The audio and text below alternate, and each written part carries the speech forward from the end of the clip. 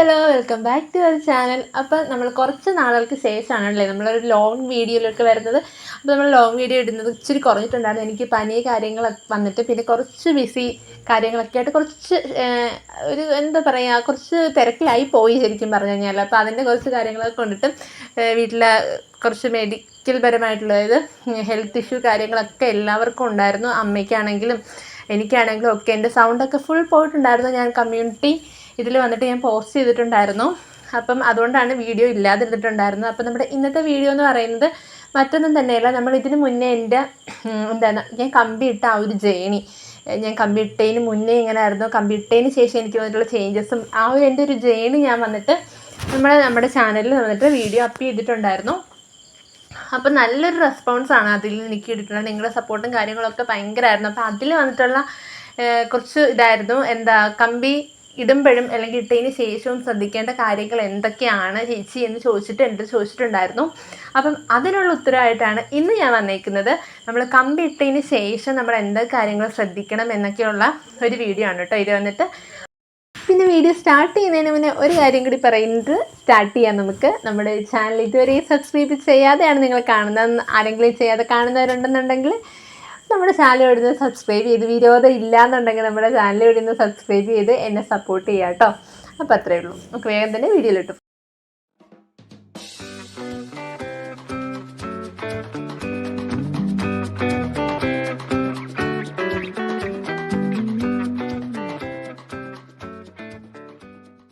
അപ്പം ഫസ്റ്റ് തന്നെ നമ്മൾ ശ്രദ്ധിക്കേണ്ട കാര്യം എന്ന് വെച്ച് കഴിഞ്ഞാൽ സെപ്പറേറ്റേഴ്സ്. നമുക്ക് കമ്പി ഇടാൻ നമ്മൾ പോകുന്ന ടൈമിൽ നമുക്ക് ഡോക്ടർ നമ്മുടെ പല്ലിൻ്റെ കാര്യങ്ങളും അളവും കാര്യങ്ങളും സൈസും കാര്യങ്ങളൊക്കെ എടുത്തതിന് ശേഷം വന്നിട്ട് സെപ്പറേറ്റേഴ്സ് വെച്ച് തരും. നമ്മുടെ അണപ്പല്ലിൻ്റെ ഉള്ളിലേക്കായിട്ട് കമ്പി ഇപ്പം ഇട്ടിരിക്കുന്നവർക്കറിയാം, ഇനി ഇടാത്തവർക്ക് വേണ്ടിയിട്ടാണ് ഞാൻ പറഞ്ഞത്. ഇടാൻ ആഗ്രഹിച്ചിരിക്കുന്നവർക്ക് വേണ്ടിയിട്ടാണ് കേട്ടോ പറയുന്നത്.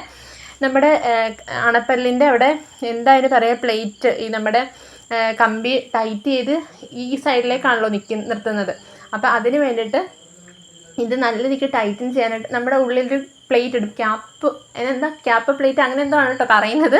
കറക്റ്റ് എക്സാക്റ്റ് വേർഡ് ചിലപ്പോൾ അല്ലായിരിക്കും, എനിക്കത്രയ്ക്ക് അറിയില്ലല്ലോ, അതുകൊണ്ടാണ്. അപ്പോൾ ഈ ഉള്ളിലിടും. ഇങ്ങനെ ഒരു വളയത്തിൽ നമ്മുടെ അണപ്പല്ലിനകത്തേക്ക് കയറ്റിയിട്ടാണ് ഇത് ഇടുന്നത്. ഇങ്ങനെ ഇതായിട്ട് ഇങ്ങനെ നിൽക്കും. അപ്പം അത് ഇടുമ്പോൾ അതിടാൻ വേണ്ടിയിട്ട് ഗ്യാപ്പ് വേണം. നമ്മുടെ അണപ്പല്ലിന് ചുറ്റും കുറച്ച് ഗ്യാപ്പ് വേണം. പല്ലിങ്ങനെ കൂടിയിരിക്കുമായിരിക്കുമല്ലോ പല്ലിന് വേണ്ടിയിട്ട്.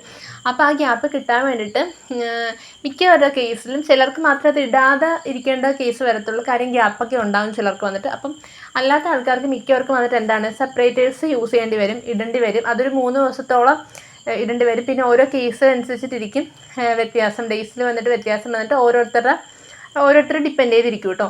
അപ്പോൾ ഈ സെപ്പറേറ്റേഴ്സ് ഇടുന്ന ടൈമിൽ വന്നിട്ട് നമ്മൾ ആ സെപ്പറേറ്റേഴ്സ് അവിടെ തൊടാനോ അതവിടെ നിന്ന് എടുക്കാനോ ഒന്നും തന്നെ ശ്രമിക്കരുത് കേട്ടോ. നല്ല ഇറിറ്റേഷൻ നമുക്കുണ്ടാവും. നല്ല രീതിക്ക് ഒരു ഇറിറ്റേഷൻ നമുക്കുണ്ടാവും. നമുക്ക് വേദന ഉണ്ടാവും, ഭയങ്കര ബുദ്ധിമുട്ടും കാര്യങ്ങളൊക്കെ ഉണ്ടാവും.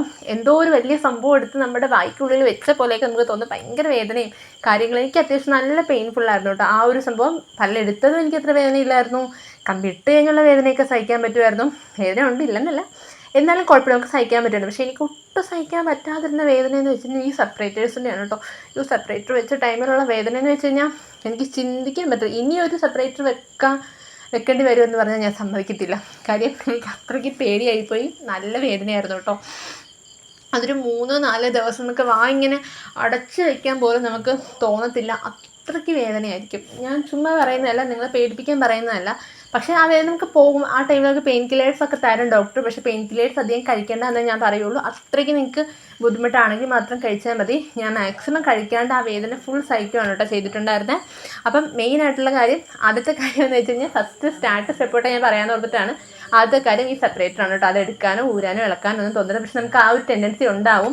കാര്യം ഈ വേദന ഇത്രയും വരുമ്പോൾ ആ ഒരു ടെൻഡൻസി നമുക്ക് അതിലോട്ട് നമ്മൾ എന്തായാലും പോകും. പക്ഷേ ഒരിക്കലും നിങ്ങൾ ചെയ്യരുത് കേട്ടോ.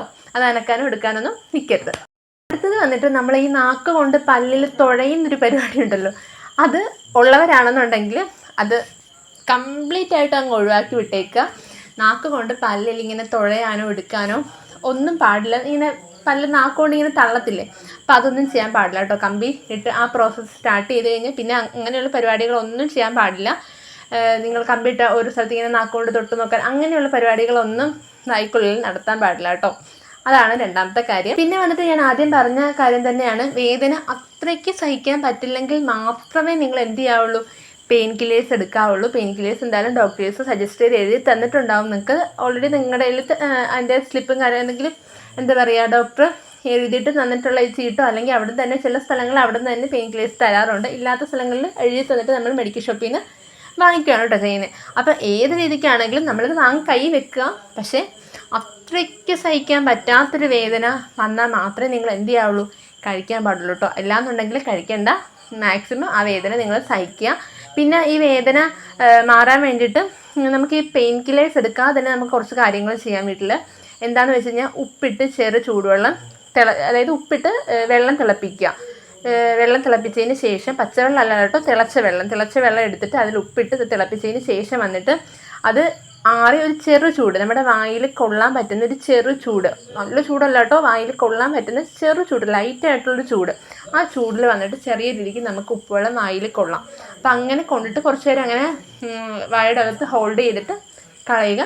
അതൊരു 3-4 പ്രാവശ്യം അങ്ങനെ ചെയ്യുക. അപ്പം നിങ്ങൾക്ക് നല്ലൊരു വ്യത്യാസം, നല്ലൊരു ചേഞ്ച് ഫീൽ ചെയ്യും കേട്ടോ. നല്ല പെയിനൊക്കെ ഇച്ചിരി നമുക്കൊരു വ്യത്യാസം തോന്നും.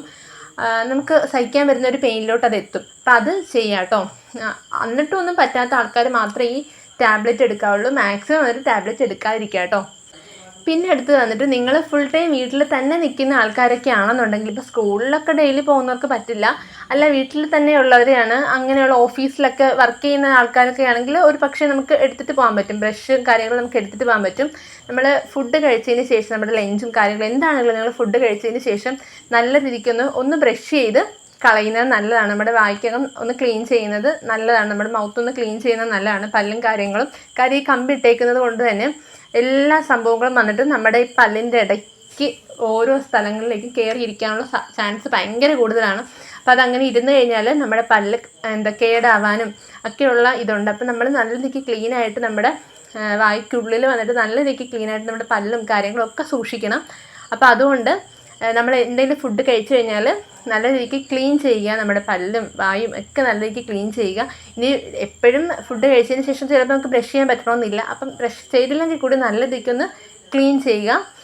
ഇല്ല ഡോക്ടർ സജസ്റ്റ് ചെയ്തിട്ട് മൗത്ത് വാഷ് അങ്ങനെ എന്തെങ്കിലും യൂസ് ചെയ്യാൻ ഡോക്ടർ പറഞ്ഞിട്ടുണ്ടെങ്കിൽ അങ്ങനെ യൂസ് ചെയ്യുന്നവർക്ക് യൂസ് ചെയ്യാം കേട്ടോ. പിന്നെ ഈ പല്ലിൽ കമ്പി ഇടുന്നവർക്ക് ഉണ്ടാകുന്ന മെയിൻ പ്രശ്നമാണ് വാ പൊട്ടുക എന്നുള്ളത്. ഇങ്ങനെ റൗണ്ടായിട്ട് പൊട്ടുന്നത്.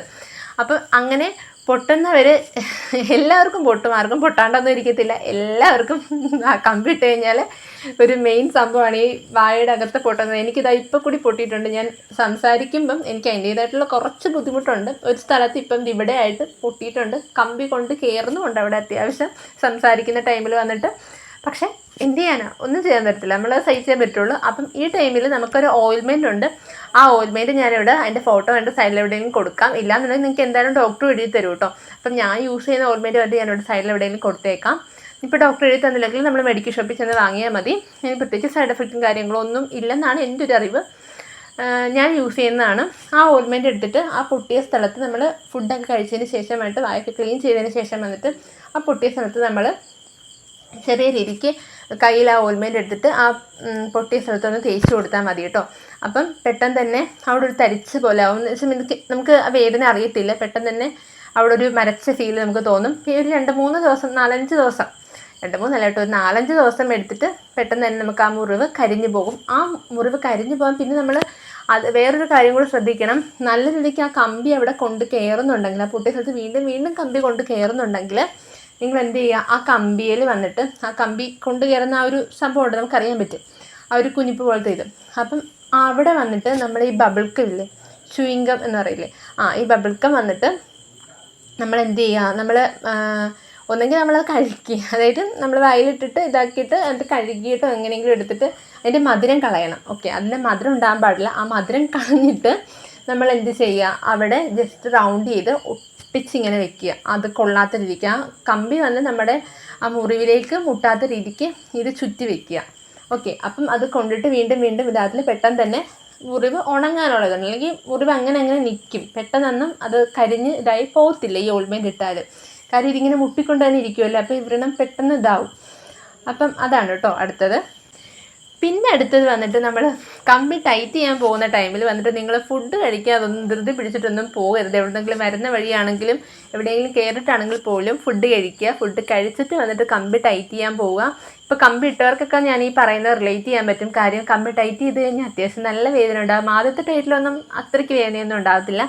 പോകെ വരിക നമുക്കൊരു 3 മാസം കഴിയുമ്പോൾ തൊട്ട് നമുക്ക് ടൈറ്റ് ചെയ്ത് കഴിയുമ്പോൾ നല്ല വേദന ഉണ്ടാവും കേട്ടോ. കമ്പി ടൈറ്റ് ചെയ്ത് അതൊരു 2 ദിവസം 3 ദിവസം മാക്സിമം വന്നിട്ട് 3 ദിവസത്തേക്ക് ഉണ്ടാവുള്ളൂ. അത് നിങ്ങൾ പേടിക്കേണ്ട. കമ്പി ഇടാനിപ്പോൾ ഇരിക്കുന്നവർ പേടിക്കൊന്നും വേണ്ട. അത് ഇതിൻ്റെ ഒരു ഭാഗമാണത്, ഇതിൻ്റെ ഒരു പാർട്ടാണ്. അപ്പം അത് നമ്മളിതാക്കിയേ പറ്റുള്ളൂ. നമുക്ക് സഹിക്കാൻ പറ്റും, കുഴപ്പമൊന്നുമില്ല.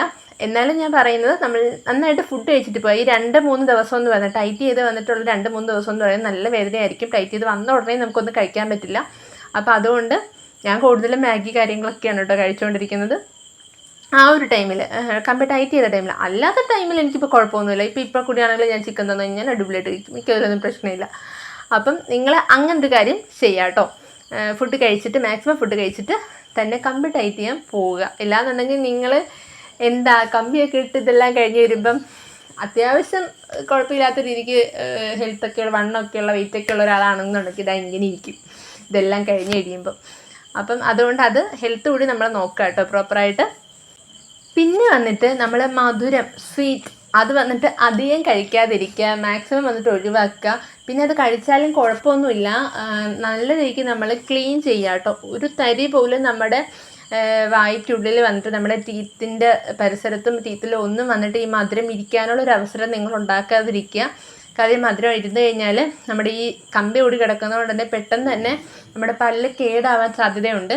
അപ്പോൾ അതുകൊണ്ട് മാക്സിമം വന്നിട്ട് നിങ്ങൾ മധുരം ഈ ചോക്ലേറ്റ് പറ്റി പിടിക്കുന്ന ചോക്ലേറ്റ് കാര്യങ്ങളൊക്കെ ഉള്ളത് അതൊക്കെ വന്നിട്ട് ഈ സ്നിക്കേഴ്സ് അതൊക്കെ വന്നിട്ട് ഒഴിവാക്കുക.